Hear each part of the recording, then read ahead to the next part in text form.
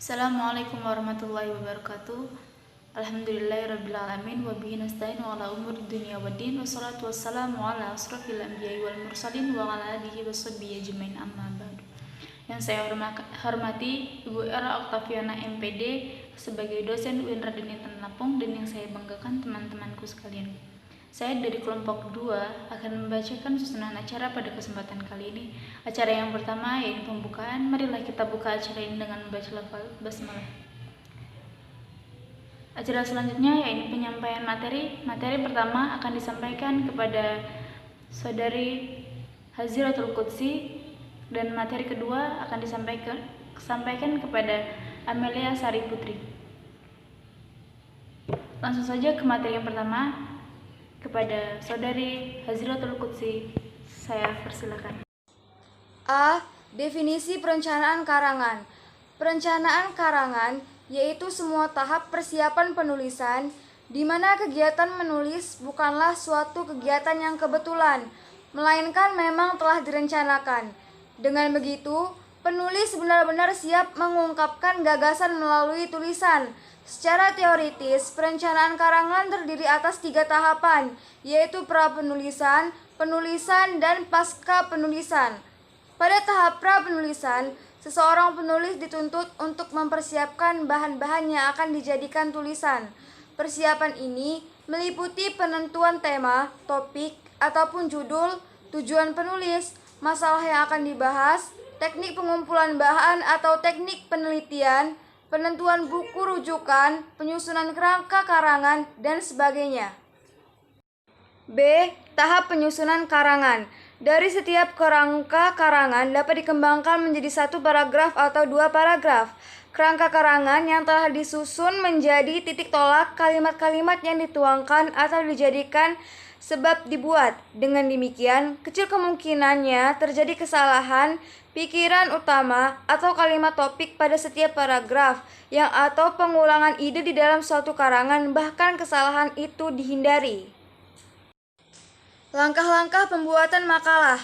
1. Merumuskan tema dan menentukan judul suatu karangan. 2. Mengumpulkan bahan. 3. Menyeleksi bahan. Dan yang keempat, mengembangkan kerangka karangan. 1. Menjerumuskan tema dan menentukan judul suatu karangan. Penentuan tema adalah hal yang paling mendasar dalam pembentukan karangan. Karena dari tema inilah karangan itu akan berkembang. Usahakan dalam pemilihan tema yang menarik agar pembaca tertarik membacanya. Setelah tema dipaskan, maka tak sukar memilih judul karangan tersebut. Usahakan judul juga menarik. 2. Mengumpulkan bahan. Setelah mendapatkan tema, yang harus dilakukan adalah pengumpulan bahan pendukung yang berupa topik-topik yang berhubungan dengan tema untuk dikembangkan menjadi sebuah karangan. Topik-topik tersebut antara lain pengertian, tujuan, jenis, contoh, dan lain-lain. Berikut ini petunjuk-petunjuknya. A. Mencatat hal yang penting. B. Membaca sebagai kebutuhan. C. Memperbanyak diskusi. Yang ketiga, menyeleksi bahan. Hindari membahas topik yang tidak penting pada karangan tersebut. Jangan mengulang hal yang sama pada paragraf yang sama. Berikut ini petunjuk-petunjuknya. A. Mencatat hal yang penting. B. Membaca sebagai kebutuhan. C. Perbanyak diskusi. Yang keempat, mengembangkan kerangka karangan. Proses pengembangan karangan tergantung sepenuhnya pada penguasaan terhadap materi yang hendak kita tulis. Jika benar-benar memahami materi yang baik, permasalahan dapat diangkat dengan kreatif, mengalir, dan nyata.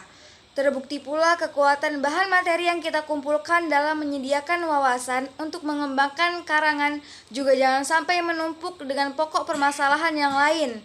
Untuk itu, pengembangannya harus sistematis dan terarah. Alur pengembangannya juga harus disusun secara teliti dan cermat.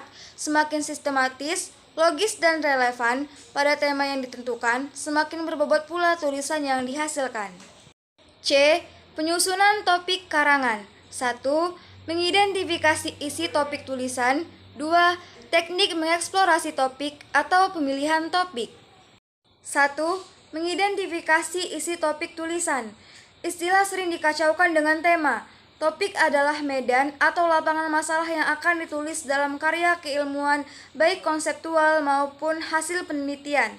Untuk itu, medan masalah yang keilmuan yang dapat ditulis relatif tidak terbatas.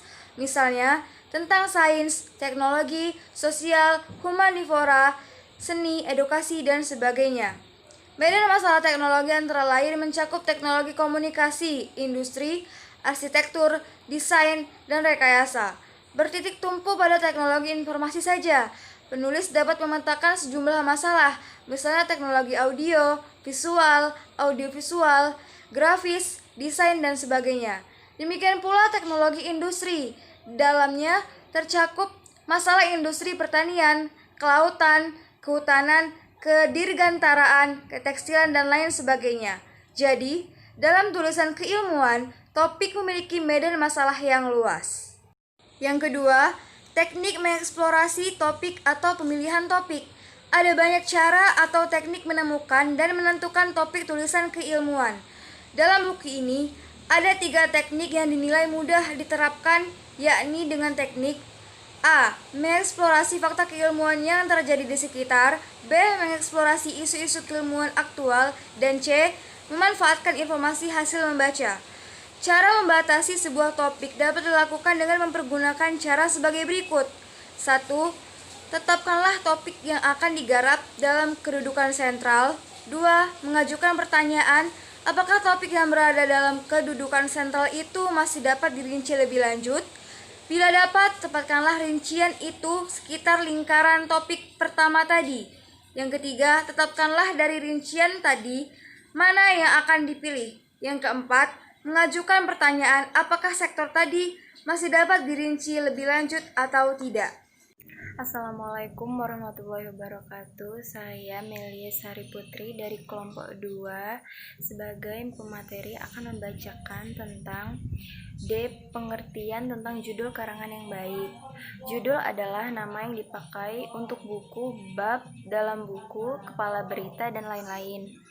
Identitas atau cermin dari jiwa seluruh karya tulis bersifat menjelaskan diri dan menarik perhatian, dan ada kalanya menentukan wilayah atau lokasi. Dalam artikel judul sering disebut juga kepala tulisan. Ada yang mendefinisikan judul adalah lukisan singkat suatu artikel atau disebut juga miniatur isi bahasan. Judul hendaknya dibuat dengan ringkas, padat, dan menarik. Judul artikel diusahakan tidak lebih dari 5 kata, tetapi cukup menggambarkan isi bahasa. Syarat judul yang baik yaitu yang pertama, asli. Jangan menggunakan judul yang sudah pernah ada. Bila terpaksa, dapat dicarikan sinonimnya. Yang kedua, relevan.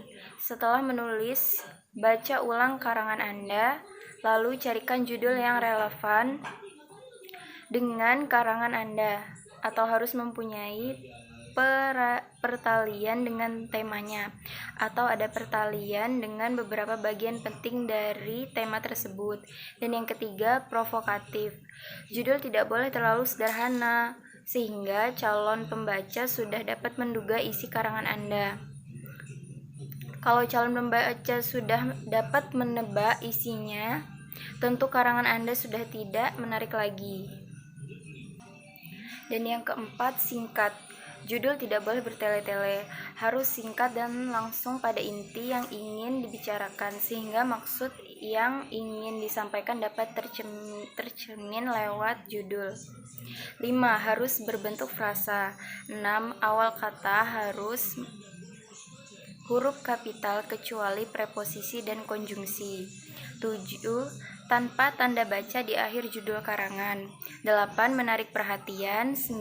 Logis. 10. Sesuai dengan isi. Judul dibagi menjadi 2, yaitu 1. Judul langsung, judul yang erat kaitannya dengan bagian utama berita, sehingga hubungannya dengan bagian utama nampak jelas.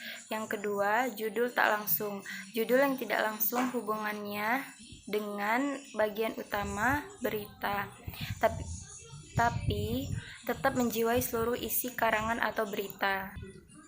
Dari segi jenis judul dibedakan menjadi 8, yaitu yang pertama direct headlines.